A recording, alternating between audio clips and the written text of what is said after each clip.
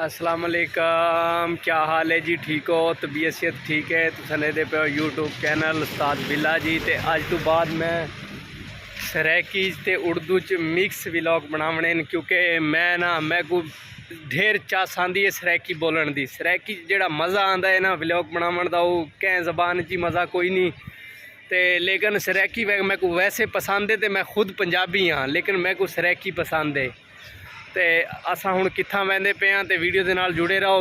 हुण असा तुहाडा टाइम वेस्ट नहीं करेंदे, तो असा तुहानूं हुण अगे दा मंजर दिखेंदे कि असा कित्थां वैंदे पे हाँ, तो क्या करेंदे पे हाँ। तो वीडियो नाल जुड़े रहो। तो सारे चैनल को अगर तुहाडे हाथ ना थकन तो सारे चैनल को सबसक्राइब कर दिवाए, मेहरबानी थी जी तुहाडी।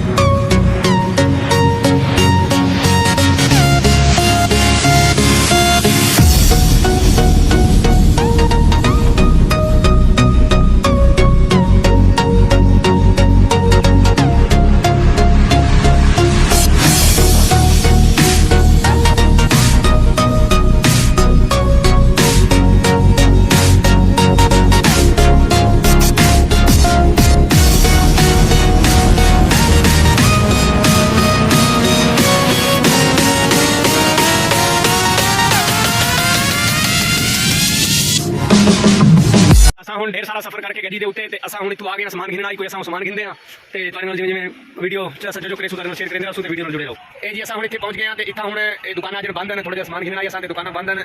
बस असा हुण वेंदे पे हां बई जा ते वीडियो नाल जुड़े रहो। ते असा हुण इत्थों खा के टुकर असा हुण खाने पे टुकर इत्थै जमीन दा रश देखो माशाअल्लाह कितना वीआईपी होटल है। जितना असा आया ते समान घिनण वो समान कोई सब मिला ते हुण असा ना इत्थों टुकर खा के वापस वेंदे पे हां।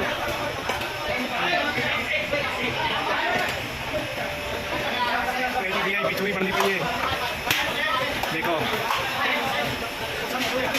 जमीन खाने ने असा पाकिस्तानी टाइप नहीं खाने, असा सिर्फ सादा खाने रहे दूसरी जी पई है ना, असं रसीव खाने बाकी असा नहीं खाने, बाकी जमीन खा के रही हो। ये जी बिचूरे ये देख सकते हो तुसा टुकर गिना आया बताए ये सब जानना आई है इतना ढेर सारे सब टुकर जो नहीं मिलता पे आते तो सही खाने तो आवे नहीं राशि जिम्मेदार खाए इंतजार करके ना आवे तो मैंने दोस्त मिला नहीं है। तो अब हम आ गए हैं वापस अपने वर्षे पे। तो यहाँ पे वीडियो करता हूँ एंड, तब तक के लिए अल्लाह हाफिज़। आखिरी सीन मैंने उर्दू में बनाया है, तो अल्लाह हाफिज़।